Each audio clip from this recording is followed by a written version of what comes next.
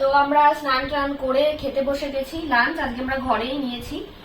কি কি আছে আজকে লাঞ্চে বলে দিই। প্লেন রাইস, ডাল, ঝুরি আলু ভাজা, এখানে আলু ফুলকপির একটা সবজি, চাটনি, এই যে হচ্ছে পাঁপড়, এখানে মিষ্টি, স্যালাড, রুটি, আর হচ্ছে এখানে চিকেন। ঠিক আছে। উদয়পুর থেকে আমরা এত বেশি খেয়ে ফেলেছি যে ঘরে এসে আমাদের একদমই ইচ্ছে নেই, তবুও খেতে তো হবেই, যার জন্য আমরা 1 প্লেট অর্ডার দিয়েছি। আর সত্যি কথা বলতে আমার সি ফুড খাওয়ার সেরকম কোনো হ্যাবিট নেই, যার জন্য আমার প্রবলেম হচ্ছে। আমি তো খাবোই না, এখন জোর করে বলছে অল্প কিছু খাও, সত্যি ইচ্ছে করছে না। প্লাস হচ্ছে ওরও প্রবলেম, কারণ কি আমার থেকে বেশি প্রবলেম ওর অ্যালার্জির প্রবলেম আছে। তো ও তো জানে যে আমি বলেই গেছি যে ওখানে গিয়ে এবার একটু সি ফুড খাবো, তো ও জানে, তার জন্য আর কি সিট্রিজেন নিয়ে গেছিল মেডিসিন, তো ওইটা খাওয়ার সঙ্গে সঙ্গেই খেয়ে ফেলেছে। তারপরে গিয়ে ওর প্রবলেম হচ্ছে, এত বেশি অ্যালার্জির প্রবলেম। আর আমার বাড়িতে এসে দমফাম বন্ধ হয়ে আসছে, গা গোলাচ্ছে, আমি কেন জানি না। তারপরে একটা বমির ট্যাবলেট খেলাম, আর হচ্ছে একটা তোমার গ্যাসের ট্যাবলেট খেয়ে যখন খেতে বসলাম।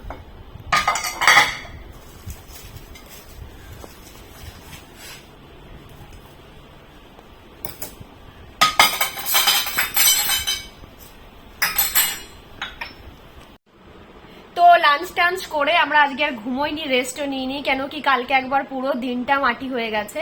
তো আজকে একটু না বেরোলেই নয়, তো একটু যাচ্ছি ভিডিও শুট করতে। আর তোমাদের কথা মতো এই দেখো আমি একটা শাড়ি নিয়ে এসেছিলাম, এটা পরে কিছু ভিডিও নেব, তো তোমাদেরকেও দেখাবো। তো আমাকে কেমন লাগছে শাড়িটাতে অবশ্যই কিন্তু জানিও। তো চলো বেরোনো যাক।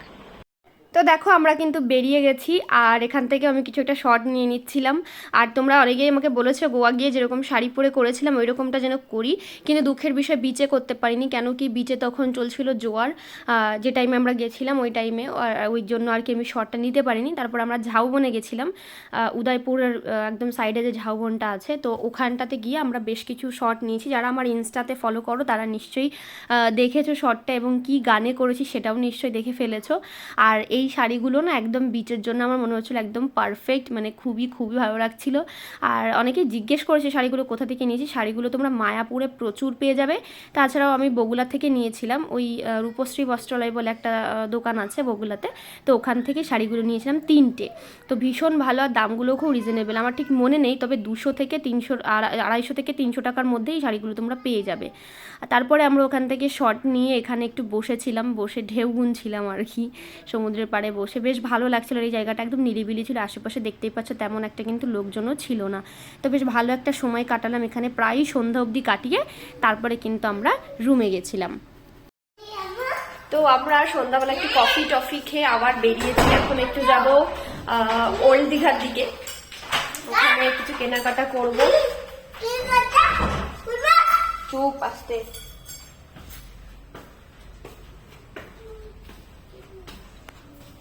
তো দেখো আমরা কিন্তু বেরিয়ে যাচ্ছি বলতে যাচ্ছি এখন হচ্ছে ওল্ড দীঘাতে।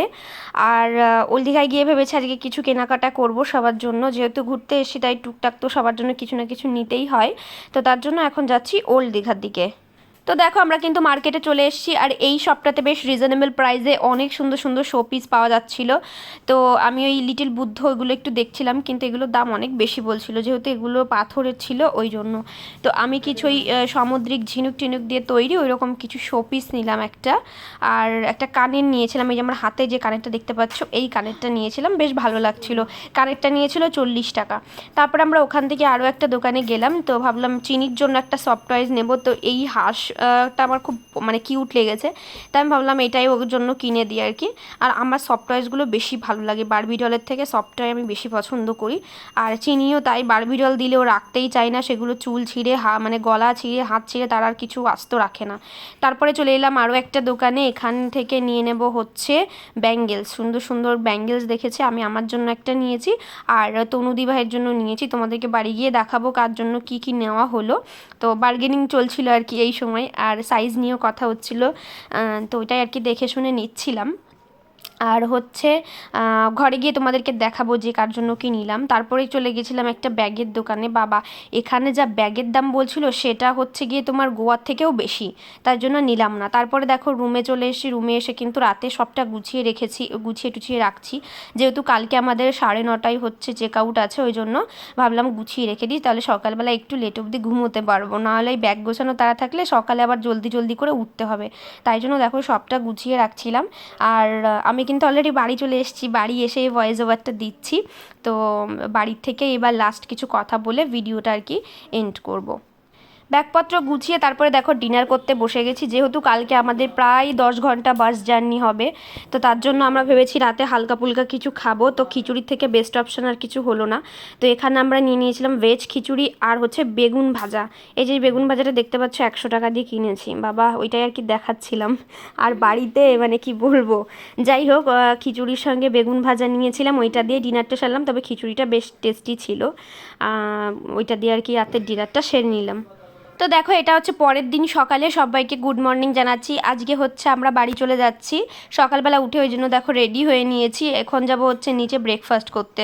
আমাদের কমপ্লিমেন্টারি ব্রেকফাস্ট ছিল, তো আজকেরটাও আমরা পেতাম, যার জন্য কিন্তু আমরা চলে এসেছি। আর আজকে কিন্তু হচ্ছে একদম অন্য রকম কিছু আইটেম ছিল, মানে রোজ ওরা একরকম রাখে না, আলাদা আলাদা মেনু রাখে। তো আজকেও কিন্তু একদম ডিফারেন্ট মেনু ছিল, খুবই ভালো ছিল আজকের মেনুগুলো।